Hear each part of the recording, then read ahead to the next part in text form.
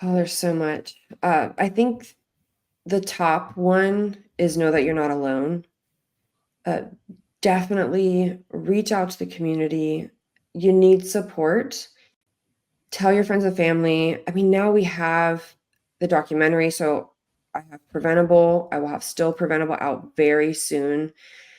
There are other, I mean, there's another documentary called Skin on Fire. There's another smaller, more intimate documentary called My Life During Topical Steroid Withdrawal. Use these resources, like lean into it, learn as much as you can, just so that you have that support and like ask for what you need. A lot of people in your family and friends, like they have no idea what this is, what support you might need. So definitely ask for specifics if you can. I think another thing is to not lose hope.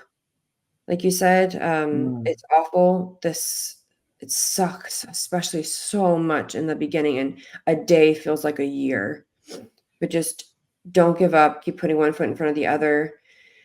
Um, and I would say document, document, document, document. Take photos. I know that there are so many people that wish they had done that, just so that they can have the proof. Mm.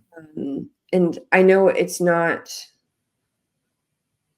for the meek-minded because it's hard. There's Mm. trauma in this. No one wants I don't even like looking at pictures of it anymore. I Mm. just feel like I'm inundated with it, especially because I've been editing the film.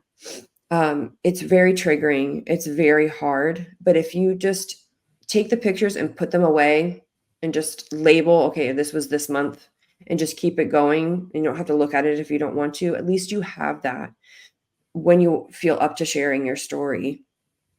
That's just really important, especially when you're going to a doctor's office. For you saying, "Oh, I had these symptoms," as opposed to showing that you had these symptoms is very Mm. different. So I'd say document is another big one. And then, oh gosh, there's so much. I would say also just your mental health is important as much as your physical health. So Yeah. if you do need to see a therapist, those things, like, it matters so much. Get that help that you Mm. need.